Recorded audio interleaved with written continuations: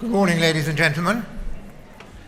It's a great pleasure to see you all here and to welcome you to the first annual conference of Hospice UK. I must first acknowledge and thank the following organisations for their support for this event, without which it wouldn't be possible. Advanced Health and Care, our conference sponsors. Cybertil, who are sponsoring the conference Wi-Fi. Majestic Publications, who've designed and printed the conference programme at no cost. The National Garden Scheme for their wonderful support of Hospice UK, and the awards, which we will present at the drinks reception later today, this evening, and all the other companies and organisations who are exhibiting at our conference. Our theme this year is demonstrating the value of hospice care. And in today's world, when few things are taken on trust and everything needs to have a value put on it, nothing could be more vital. At our last conference, 12 months ago, we launched the report from the Commission, which had the Commission into the Future of Hospice Care, which had done such a good job in identifying the challenges we face and the best way in which we could meet them. And although David will talk more about that in some detail when he makes his presentation at the AGM about the action that we've taken in response to that report, there are just 3 or 4 themes that I want to say a very few words about in my opening, which seem to me to be so critically important for our future. One of the challenges that the country as a whole faces is the extent to which so many people die in hospital. 500,000 people die every year in England, and half of them, 250,000, die in hospital. Very few of them want to die in hospital. Most of them don't need to die in hospital. Hospitals are not terribly good at palliative care because that's not what they're for. That's not what they think of as their role. Hospitals are there to cure and to mend, and not necessarily to care for people as they come towards the end of their lives. And we have put to the government a scheme which we believe will lead to at least 50,000 of the 250,000 people who presently die in hospital either not going into hospital in the first place or coming out of hospital before they die to be looked after in hospices or at home cared for by hospices. And in so doing, not only will we vastly improve the quality of the lives of those people as they near their end, but we reckon we will actually save the NHS £80 million a year. So that, you might think, would be an offer too good for them to refuse.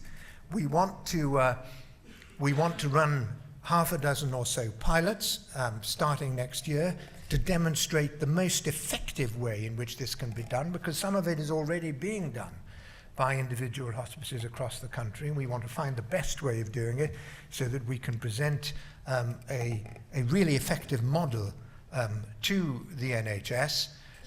We've asked for a modest £500,000 to run those pilots, and the meeting is to take place next Monday with NHS England, which I hope will be productive and might lead to that money be forthcoming. But if we are to play our full part in the future of palliative care, something we all want to do, we have to look very seriously at extending our reach, because there are some parts of the country which are not as well served as they might be, and there are very many people in all parts of the country who just don't know about the extent to which hospice care can transform the end of their lives and the lives of their loved ones. So we have a real challenge to extend our reach and to try and make sure that there is no unmet need. And I'm pleased to be able to say that we will be helped in achieving that objective by a grant which we've just received from the Monument Trust, which will enable us to look very carefully at the kind of things we do, the kind of things we need to do better, and the things we need in order to enable us to do them better. And you'll be hearing more about that in some detail later on, and about the way in which the money from the Monument Trust will be able to help us to achieve that objective. Third thing I want to mention briefly is red tape. I've been passionate about trying to reduce red tape in all the various jobs that I've done. We've been in touch with the Department of Health. We've achieved some modest, limited success in terms of the contracts which you all have to deal with and so on. I know there's a lot more to do, and we will not give up on that.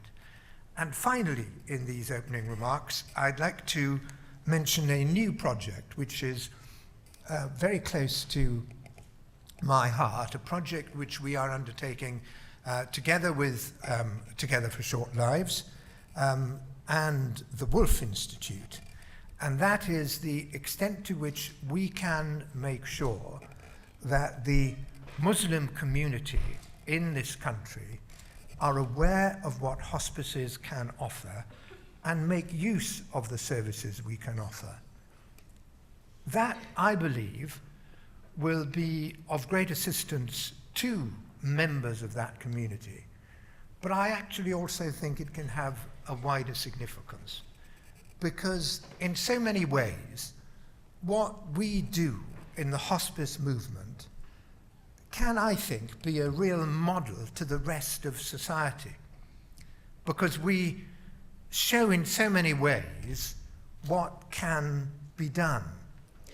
And I happen to think that if we can build strong links with the Muslim community in the areas we serve, that can begin to be transformational in terms of relationships with the Muslim community at large in other areas and other fields across our society.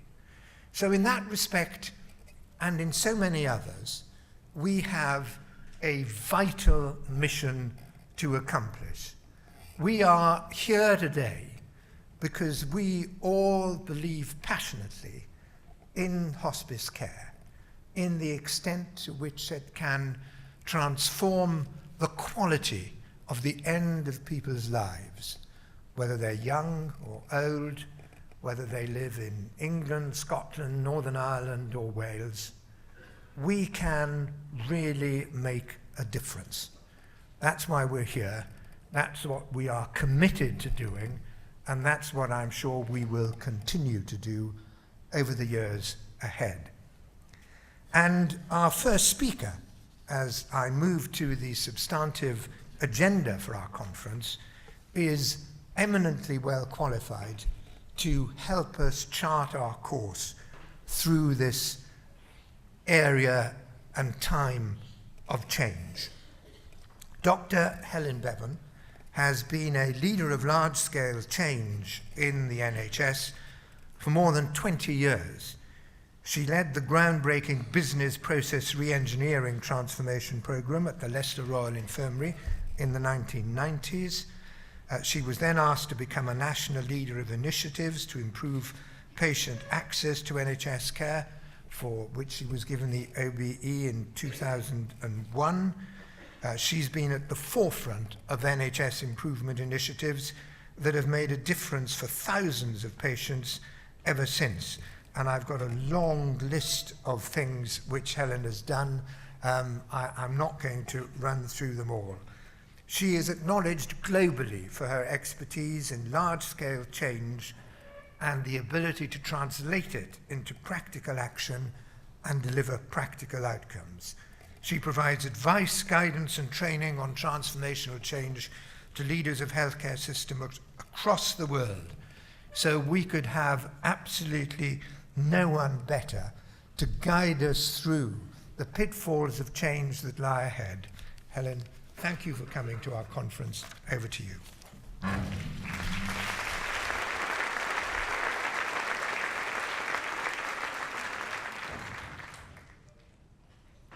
Well, good morning, and it's fantastic to see so many of you here.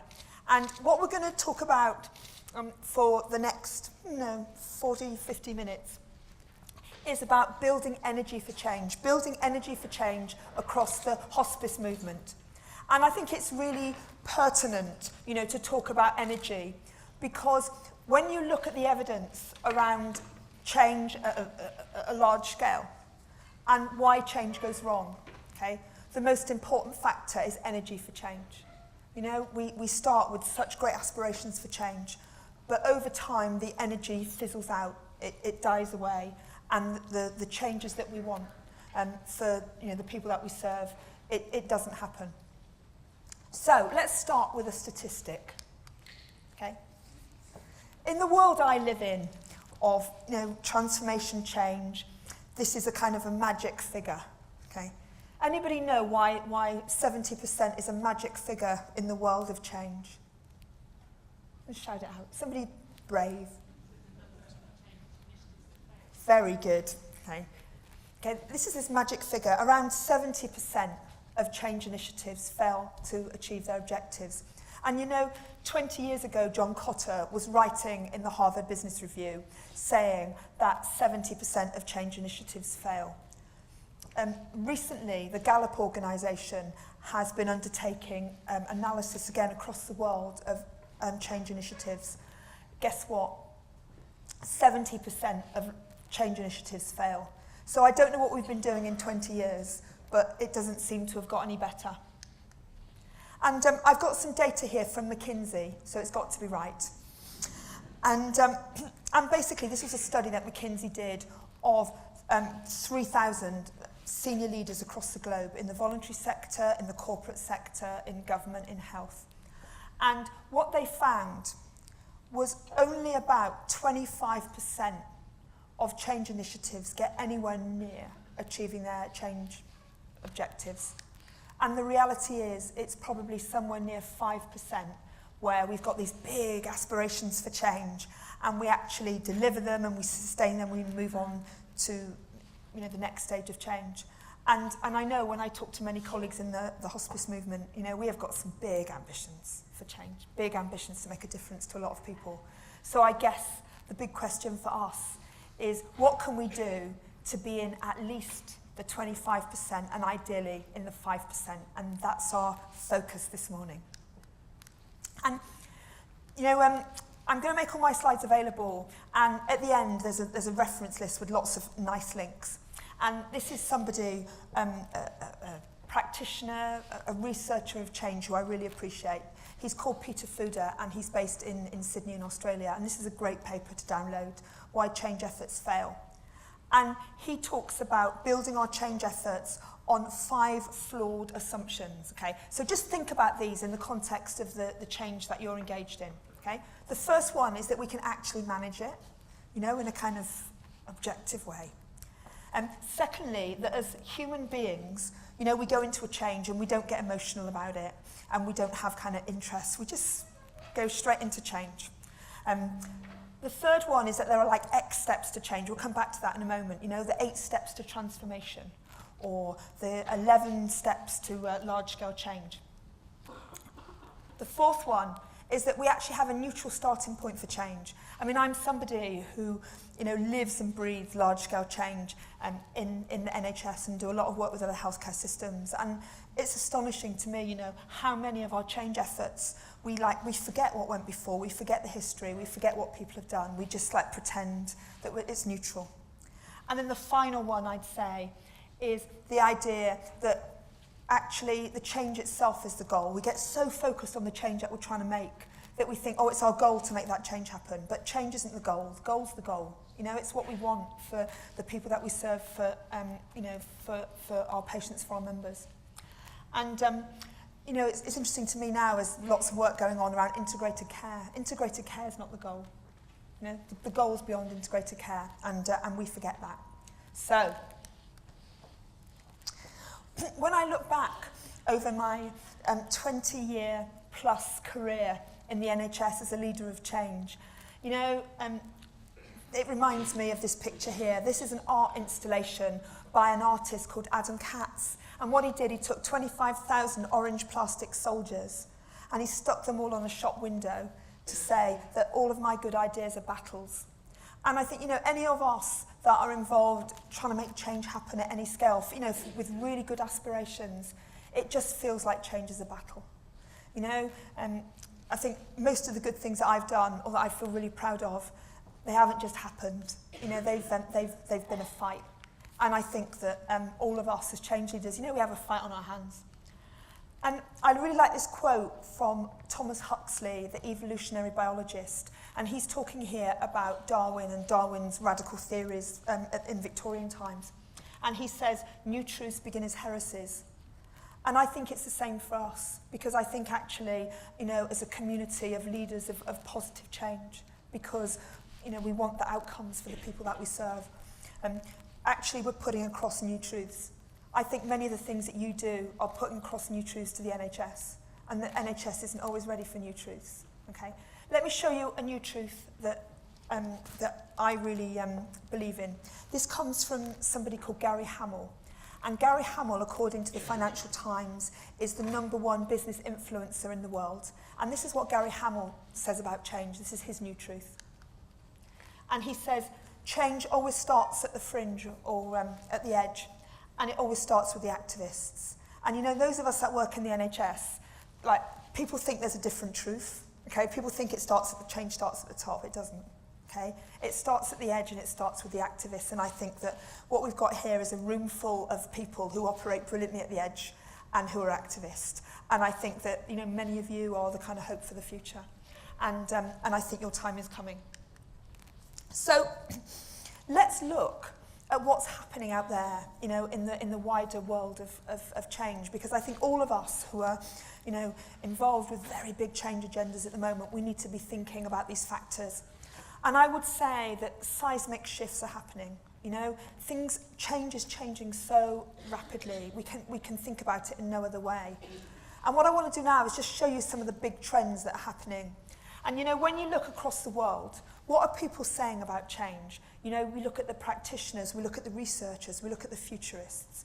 People are basically saying the same things and identifying the same trends, which I think all of us need to be aware of. So the first is that change is happening more rapidly, more radically, more disruptively. And whereas in the past, you know, there would be like small-scale incremental change, actually, if we're going to stay ahead of our game, if the organisations and the services that are so dear to us are going to stay in the forefront, we know that we can't just do small-scale incremental change. We have to do big, disruptive change, and you know, we have to get used to it. The second thing that's happening is digital connection. And, you know, it's interesting that any of us, you know, can literally connect with anybody in the developed world, 24 hours a day, 7 days a week. And we know very little effort, very little cost. And, you know, it's great because I've actually met this morning some of my very great Twitter friends who I just feel I know really well, but I've never actually met before. Because we can just connect.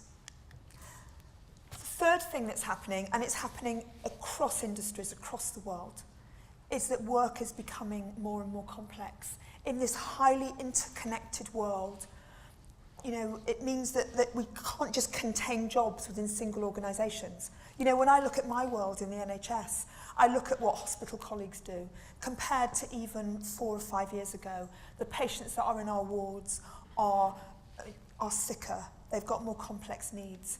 When I talk to colleagues in primary and community services, you know, many of our patients who are being managed very successfully at home and in the community, you know, just even 3 or 4 years ago, would have been treated by a hospital specialist. And I see the same thing happening in the hospice movement in terms of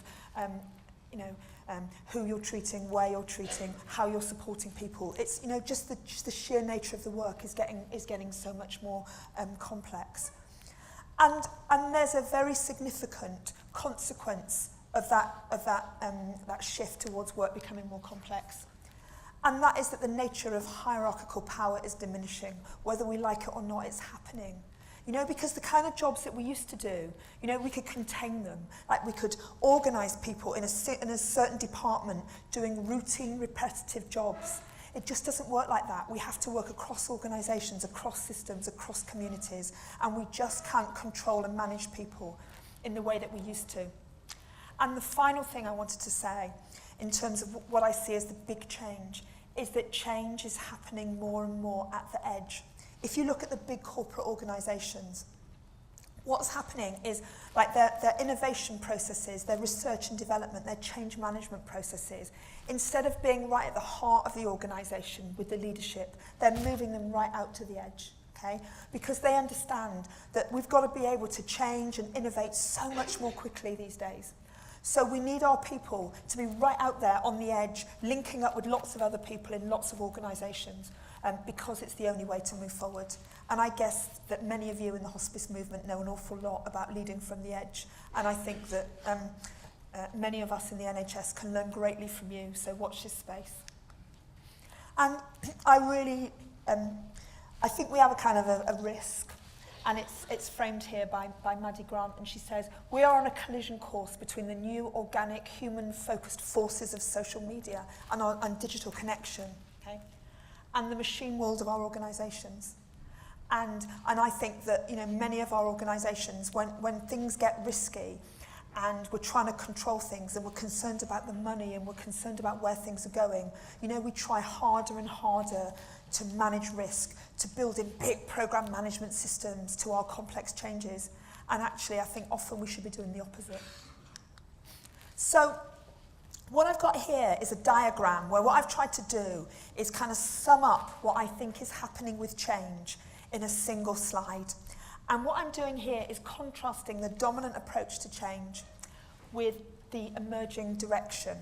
Now, the important thing about this is it's not a from to. It's not, well, the dominant approach is going away and the emerging direction is going to take it over. I think as change agents, we need to live in the very difficult, zigzaggy place in the middle.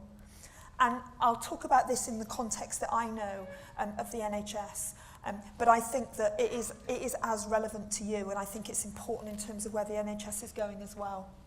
So in this dominant approach, we talk about power through hierarchy.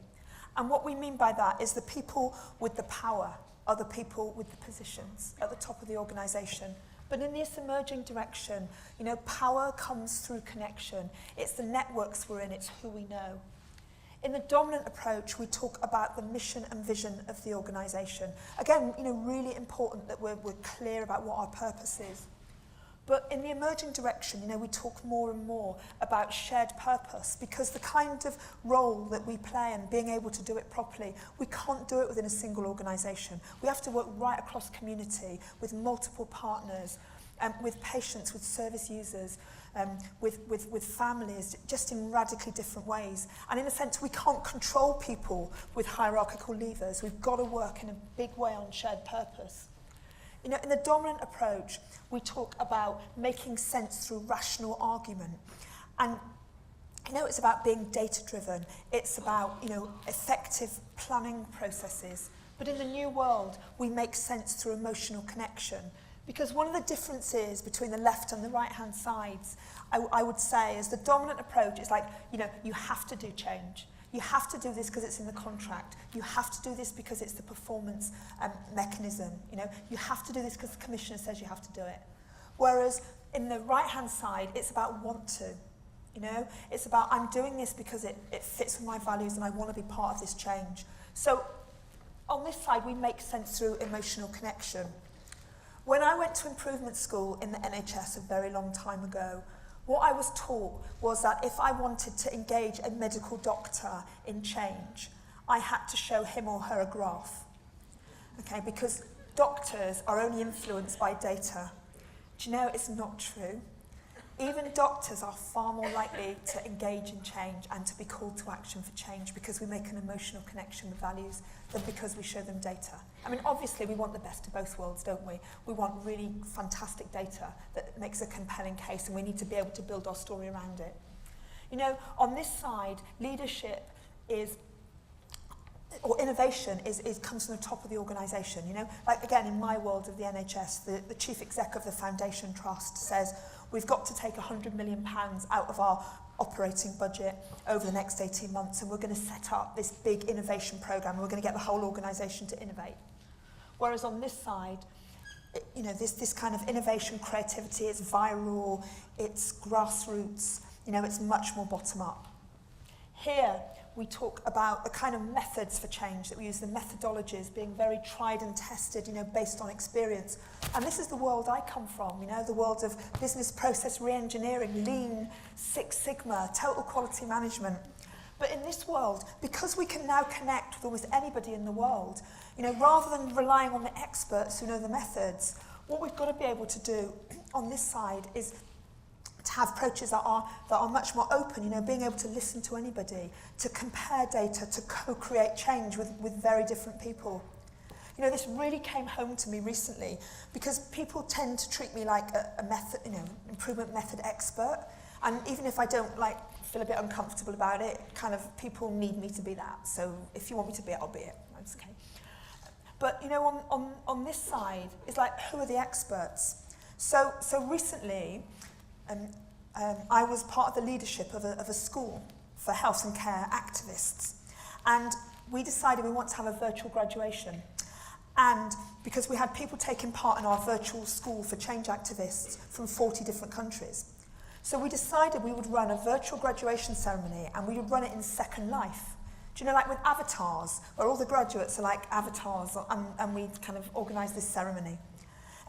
Which was a really great idea, except that when we went to the NHS IT authorities, you'd have thought that we were trying to sabotage the entire NHS IT system. So we haven't done it yet, but we're going to. But what was really important about that was I had a teacher of Second Life who taught me how to operate my avatar, and he was a 15-year-old boy. And that brought it home to me, you know, goodness me, the world is really changing. And just finally, in terms of this dominant approach, you know, essentially it's transactional. It's about, let's hold you to account, you know, let's manage the performance objective, and let's make sure that we deliver this contract, you know, it's holding to account in a transactional way. But on this side, it's relational, you know, it's all about relationships. And again, you know, we need to be able to operate in both worlds. So, certainly in my world of health and care, which one do you think is most dominant? I think the left side or the right side? Left, absolutely. You know, I get to work with healthcare organisations across England, and you'd be amazed how many healthcare organisations are seeking to drive radical transformational change through that left-hand side. How many of you are involved in Better Care Fund? Some of you are, yeah.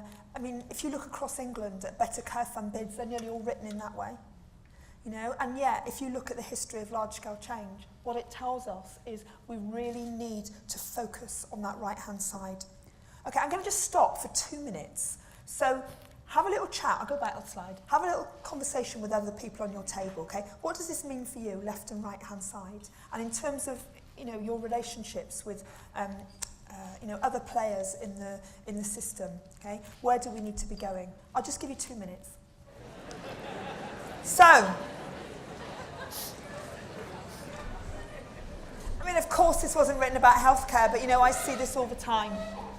So, instead of risking anything new, let's play it safe by continuing our slow decline into obsolescence. You know, maybe we don't do it as obviously as that, but I think we do it. Right, who's read this book? John Cotter, Leading Change, very good, okay?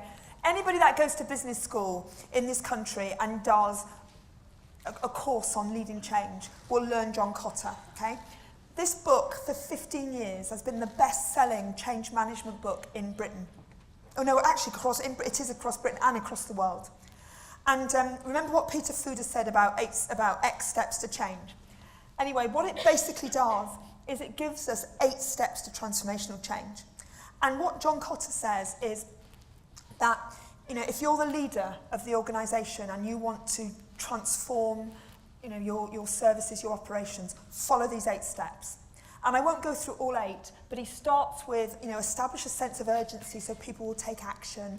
Then he says, create a guiding coalition of people to oversee the change, and you know, so on and so on.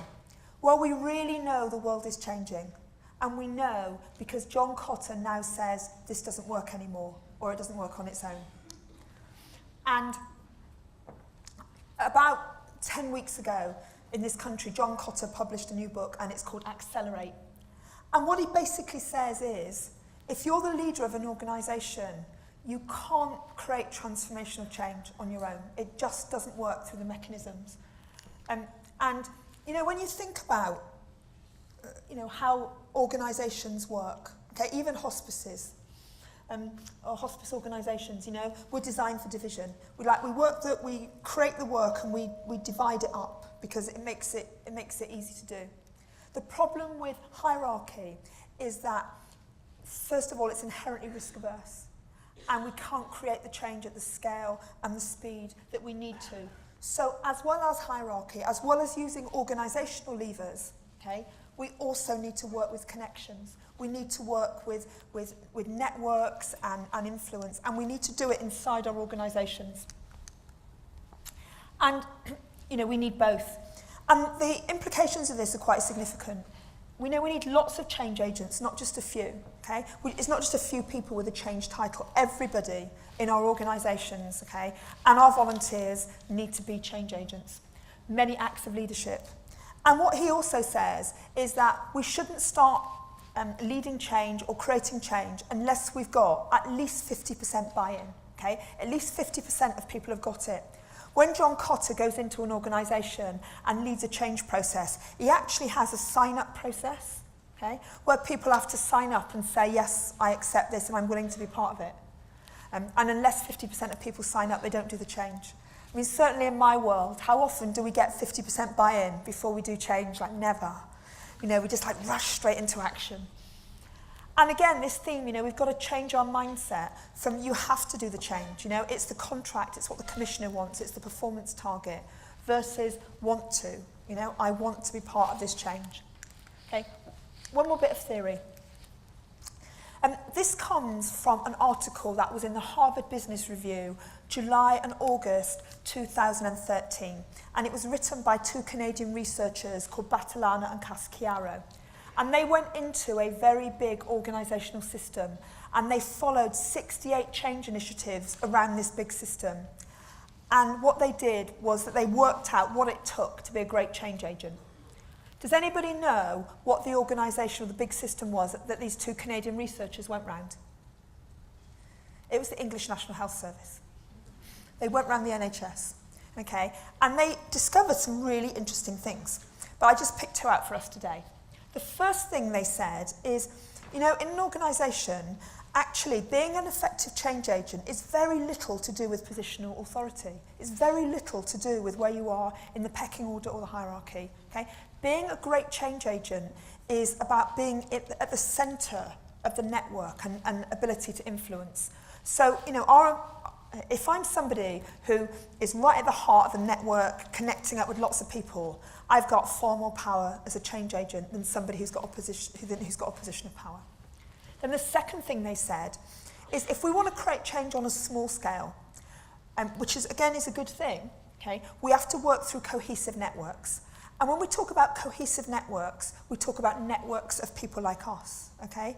So hospice manager to hospice manager, GP to GP, palliative care doctor to palliative care doctor, okay? Peer to peer, okay? Effective for creating change, but it only tends to create change on a small scale. If we've got really big, ambitious change and objectives, then we've got to do what they call create bridge networks. We've got to connect people up between different networks. Okay? In my world of the NHS, we've got a lot of leaders and a lot of organisations who want to create very big change. But the way that we're going about it is through cohesive networks peer-to-peer. And I think that there's a disconnect between our level of ambition and the way that we're going about the change. So, yeah, worth thinking about.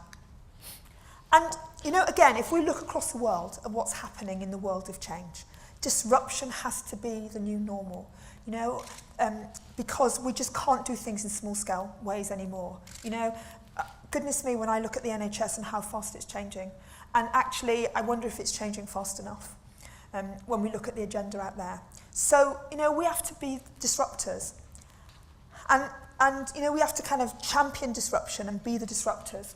And I like this quote from Celine Schillinger, and she talks about, you know, why we need to have disruptors in organisations, why we need people who are going to be the mavericks, the heretics, the rebels, the radicals in organisations, because and systems, okay? Because these are the people who question existing ideas, open up new fields for action. And these are the people that I think can be the change saviours, okay, of organisations and systems and care communities moving forward. So that's great. It's great to say, yes, we need to all be mavericks, heretics, rebels, radicals, okay?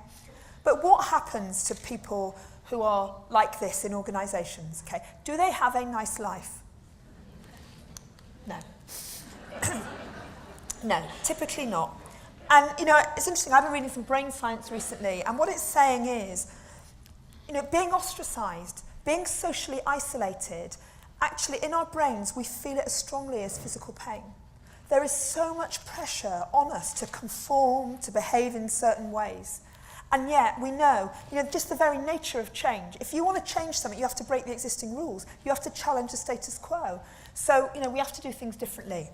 So I'd say, you know, what I hope that I'm seeing here today is a fantastic hospice rebel movement, okay? So what is a rebel? Okay? A rebel is somebody who is the principal leader, champion of a cause, an initiative, a movement, okay? The thing about rebels is they don't wait for permission. They don't sit there and say, oh, please, Commissioner, can you think about giving us this new service? We'd be so grateful. You know, they get on with it. They lead, they innovate, they strategize. And the thing about rebels is that they're driven by the right things. You know, they're responsible people. And rebels, like, you know, they see things that other people haven't seen yet. They find new horizons. And I think this final point here is my favourite quote about rebels. Without rebels, the storyline never changes. You know, if people don't rebel, if people don't play this role, then things carry on. You know, and people die unnecessarily in hospital, and people have, you know, bad deaths when it's so clear that there could be an alternative. So we need to be, okay, the hospice community boat rockers. We need to be the people in the system who can rock the boat but not fall out, okay? And this is hard because we have to walk this very fine line between being different and fitting in, being inside and outside. But, you know, we have to be able to challenge the status quo because we see there can be a better way. Now, I'd say one of the most important tactics for surviving as a rebel is to be able to conform and rebel. So I work for NHS Improving Quality, which is a national improvement body in the NHS in England. And my little team, which is called Horizons, is right out there on the edge. You know, we're doing the kind of most leading edge, dramatic, challenging changes. So we understand that in order to be able to do that, we have to be the most conformist people in the whole organisation. So we are the people who always get our performance reports in on time. We are the people that always turn up for meetings, always turn up on time. We are the people who never speak badly of anybody else in our organisation.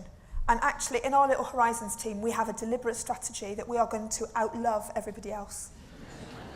You know, and it works. So you know, we have to be a rebel, we have to be the best corporate citizens, because that gives us the opportunity to rebel. And the thing about a rebel, you know, us rebels, we are not destructive troublemakers. Actually, we are the kind of saviours or the champions of change moving forward, because we really believe in the person-centred mission of our organisations and our communities. So let's just do a comparison. What I'm showing here is the difference between a rebel and a troublemaker.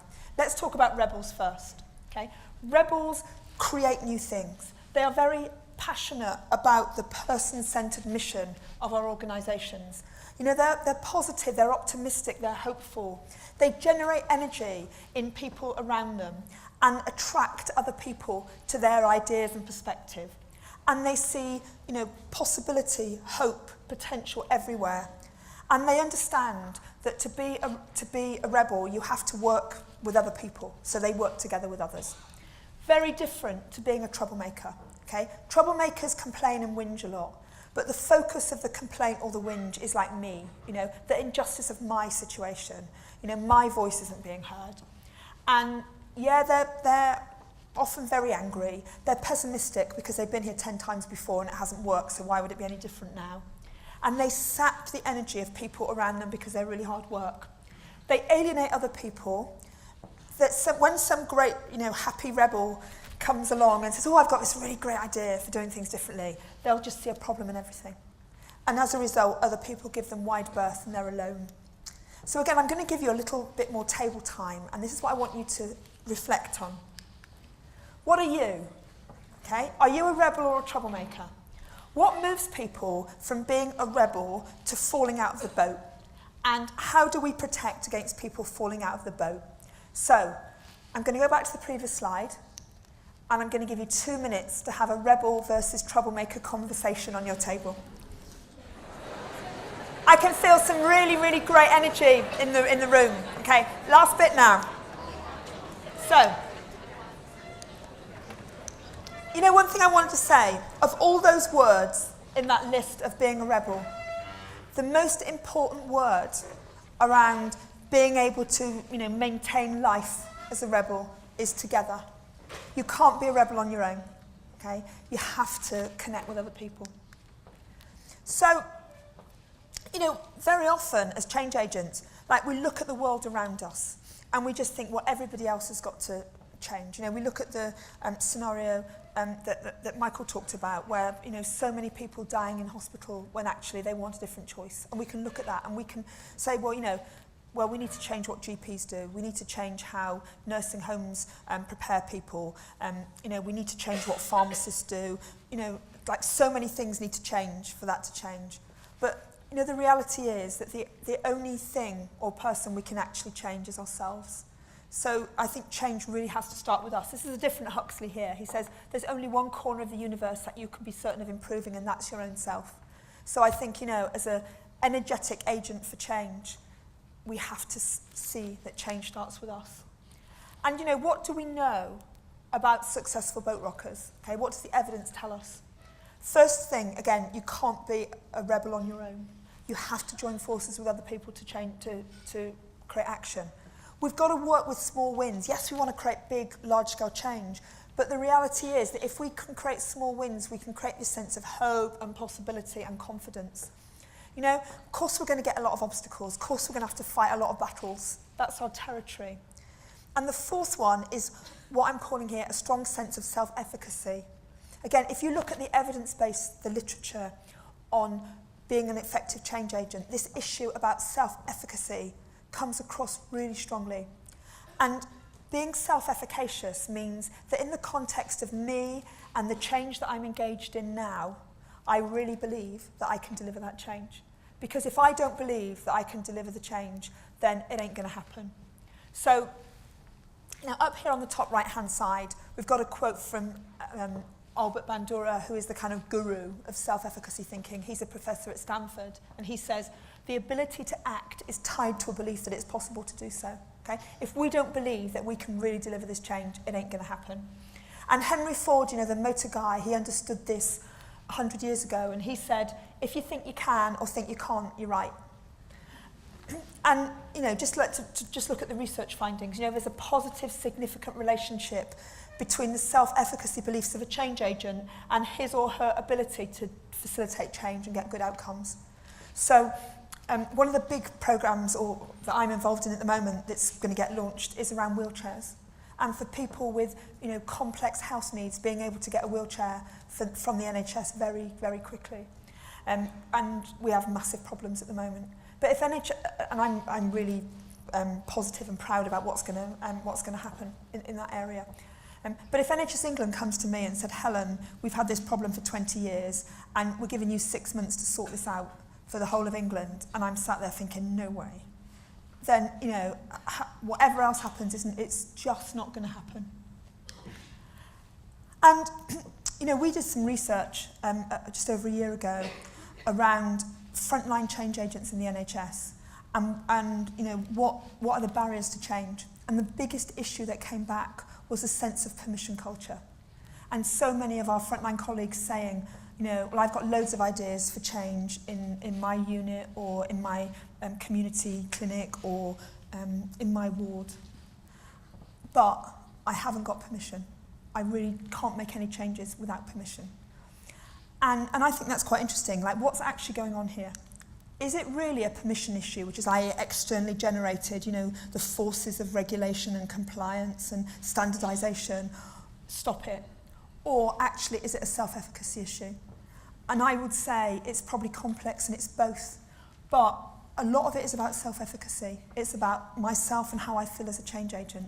And people can learn self-efficacy, and we've got a responsibility, I think, to work with an army of health and care change agents to really build self-efficacy. So what's the difference between this term we're talking about now, which is self-efficacy, and these other terms, self-esteem, self-belief, self-confidence? Okay? Because it's different. I'll tell you, self-efficacy is in the context of the specific change that I'm working in now. Do I believe that I can deliver this? Okay? So self-efficacy is very, very context-specific, whereas these other terms are much more general. So, she's got very high self-esteem, or he's self-confident. They're more general terms. But self-efficacy is in the specific context. So here we have my friend, the hot dog sausage, who I think is a man. And he says, hey, everybody, I'm awesome. Okay, that's not self-efficacy. But, the great thing, there's lots of things that we can do to build self-efficacy, and we need to be building our own self-efficacy and the self-efficacy of the people around us, the people in our teams, our colleagues, others that we collaborate with, because, it's one of the most effective things that we can do to make change happen. So, again, what are some of the ways that we can build self-efficacy? First of all, thinking about how can we create change, like a step at a time, break it down into smaller chunks. Secondly, we need to think in different ways. One of the things is about failure, okay? We cannot innovate without failure, okay? It is a fact of life and we have to get over it. And we have to understand that actually, when things fail, it's actually a learning attempt. And, sometimes we're a senior leader, so, I've got to look as if I know what I'm doing, I can't be uncertain. Well, I'm really curious. How do we make change an absolute routine activity, like we hardwire into what we do every single day, rather than an exceptional activity? We have to have social support. We can't do this change on our own, and who are the people that we can connect with? And then finally, who are the very best people in the world that we can learn from? If we want to do this change well, let's just reach out. And in this digital age, really, there's no excuse. So finally, I just wanted to give you an example of this. I wanted to give you an example of reframing our thinking. You see, there are so many reasons, why we can't change. So, somebody says, well, we did that before in the radiology department in 1978 and it didn't work. Or, the Board of Trustees will never accept that. Or the frontline staff, they're just not going to get it, or it's against policy. And again, when we're a change agent, I think, we live in a world that's like, no, no, no, no, no. Rejection, rejection, rejection. And, it can actually get quite demoralising. So why don't we reframe it and think it a different way? So, instead of avoiding rejection, why don't we increase it? So why don't we say, I am going to go for no. I'm going to bring it on. Bring me some no's. And the thing is that when people say no, or they reject my idea or my proposal, or I don't win the tender, it's not personal. It's not like because I'm a bad person or inadequate. It's just kind of how it is. And so instead of feeling really bad and shriveling up in a corner and thinking I'm never going to chance it again, let's be positive when we get rejected. Let's go for no. And let's actually see no as an opportunity, It's like, bring it on, give me a no, go for no. Let's cherish it. And why don't we even make it a personal performance target? So, I'm going to go for 10 no's this week, And because the thing about it is that when somebody says no, they're not saying never. and we have to stick with it. You know, we have to keep going for no. And often as change agents, you know, what I'd say about us is that we're salespeople. You know, we're selling an idea, we're selling a concept, we're selling a different future for people that need our services. So let's learn from the sales industry. If you look at this, you know, only 2% of sales are made on the first contact. And actually, 80% of sales are made on the 5th to the 12th contact. So, you know, let's get the 4th to the 11th out of the way so that we can get on and do it. And I just think we need to think in different ways. So maybe what I hope, again, with our wonderful community of leaders here, you know, we can be a go for no community. And just one final thing to show you on this. So interesting. This was a research paper. And what these researchers did was they looked at scientific research papers that got rejected. Okay? And very often they got rejected because they were like rebel research papers, you know, in a sense that the people that were doing the peer review of the scientific papers for the journals were all the bastions of the status quo. So when some bright young rebel comes along with a different scientific theory, they're like, no, we're not doing that, you know, reject, reject, reject. But what these researchers did was they looked at what happened to those papers in the longer term. And what happened to those papers in the longer term was actually they were more impactful. Because the papers that got rejected, okay, by the status quo to start with, were the papers that in the longer term actually got cited more.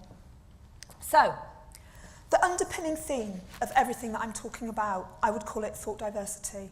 And I'd say that, you know, when we think we're living in a world now that very often, and particularly those of us that interact with the NHS, you know, it's about conformance, it's about, you know, consensus, cohesion, managing risk, managing performance. And actually, we're moving to a world where diversity and dissent and divergence are going to be equally important. And I think every one of us, you know, we have a choice to make in terms of our future roadmap. You know, what do we want to be part of? You know, do you want to be part of the steamroller or do you want to be part of the road? And I hope that we've got here is a flipping great big steamroller, and I say bring it on. And then just finally, for those of you that like these ideas, that are change activists, that kind of want to get engaged in the change activist movement, sign up to The Edge. The Edge is a new knowledge hub for people in health and care that are really passionate about change, and it's theedge.nhsiq.nhs.uk. So I hope that's given you some energy, and I hope that's given you some fighting spirit and some ideas for the rest of the conference, and I just say go for it. Thank you.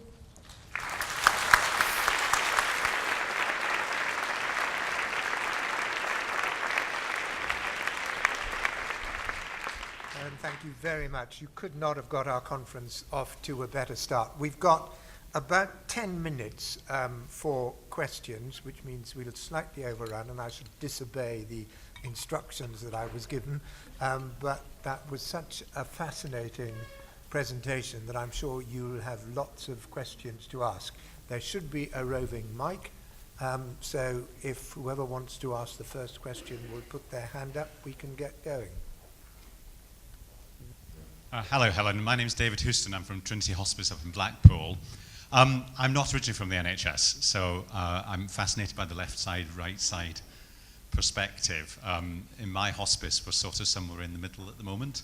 Great. But I think it rather depends on where you've come from as to whether you think you're left side or right side. The question I want to ask is really around organisational cultures, and how it tends to attract people of a similar sort. So in the NHS, how you're trying to overcome that, because as you've said, the culture of the NHS is essentially quite risk averse, because at the end of the day, if you get it wrong, you can kill people.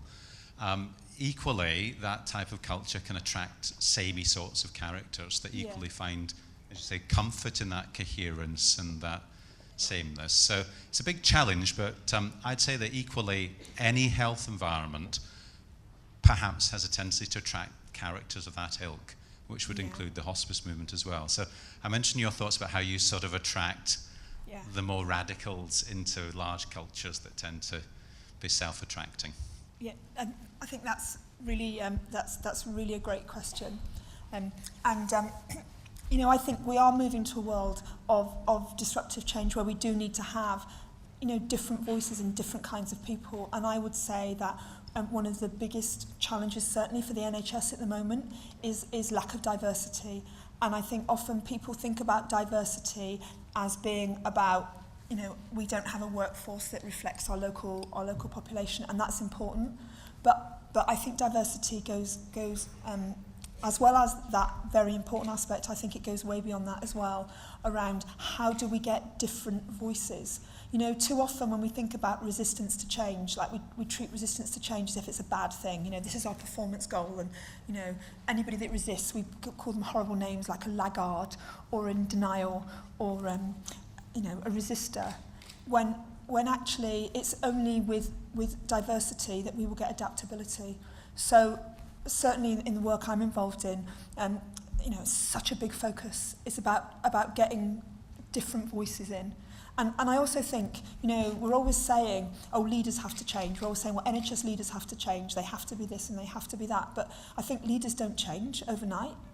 And I think that actually, you know, what you're talking about is so important in terms of how we get different voices in and how we create an environment where, you know, people can challenge and do things in different ways, because we just won't survive as organisations into the future if we don't do that. And we have to find ways of doing that.